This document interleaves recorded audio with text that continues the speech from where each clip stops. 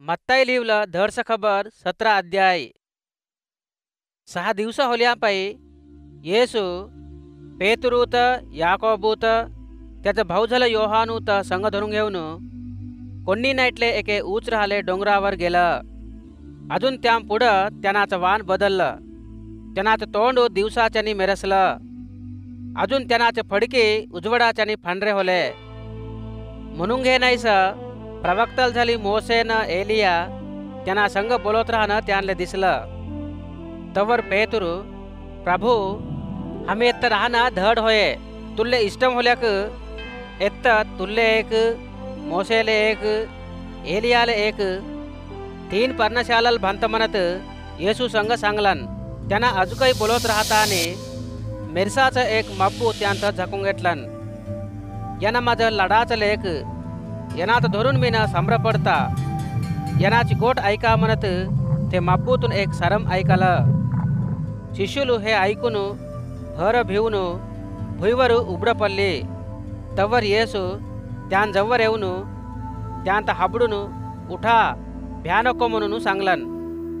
त्याई डोरे उघडून देखटले तवर येसू पर शिवाय आणि कोणीच त्यांले नाही दिसा. त्याई डोंगर उतरून येत राहताने माणसाचं लेख होलो मीना मरलेनातून उडतो गे तुम्ही देखटले आता कोणा संग नको सांगावं म्हणत येसू त्यांले आज्ञा दिलन. तवर त्यानाचे शिष्युलू असं होल्याक एलिया आधी येवाव म्हणून धर्मशास्त्रम बोध करायची कहाले सांगतात म्हणत त्यांना आता हटकला. येसू असा जबाब दिलन. एलिया आधी येऊन पजात ख्रिस्तूचे येण्यासाठी सिद्ध केलन. पण एलिया या पण आधीच आला. त्याही त्यांना आता वरक करे नाहीस त्यांना इष्टम होल्याच्याने त्यांना केला. तसंच त्याही माणसात लेखात सुगा बाधा घालतात म्हणून तुम्हा संग सांगता म्हटलन. येसू बाप्तिसन देवाचं योहानू गुरचून त्या संग बोललो म्हणून तवर शिष्युलो अर्धम करून घेतला. अजून त्याही पजा गुंपू जवळ आले तवर एकलं त्यांना जवळ येऊन त्यांना पुढं टोंगरेनावर राहून असं म्हटलन. प्रभू माझ्या लेखावर दया दाखवय. थे कागी सोम रोगाकून भर बाधा पडताय. कव्वरच्या आगीत पाण्यात पडताय. अजून मी ना त्यात तुझ्या शिष्यूला पायी धरून आला पण त्याही त्यात धड नाही करू सका. तवर येसू विश्वासम नाईटले मूर्खम होले तरमाचन होला मी ना किती दिवस तुम्हा संग राहू कव्वर हो गा तुंत साहिंचू थे लेकरात मा जवळ धरून या म्हणत म्हटलन. अजून येसू ते दैतात दटावताने ते दैत त्यात सोडून गेलं. संगस ते लेकरू धड होलं. तवर शिष्युलू कोणी नाईटले तवर येसू जवळ येऊन आम्ही कहाले त्यात बाहेर नाही घालू सका म्हणून त्यांना आता हटकला.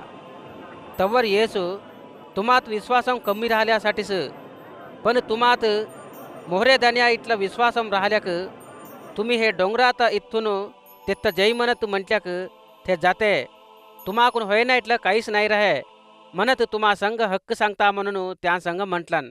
अजून त्याही अख्खी गलिलाया प्रांतमात मिरले तवर येसू त्या संघ माणसाच्या लेखाचं दुर्मार्गुलाचे हातात अपगिस्तात म्हणून म्हटलन.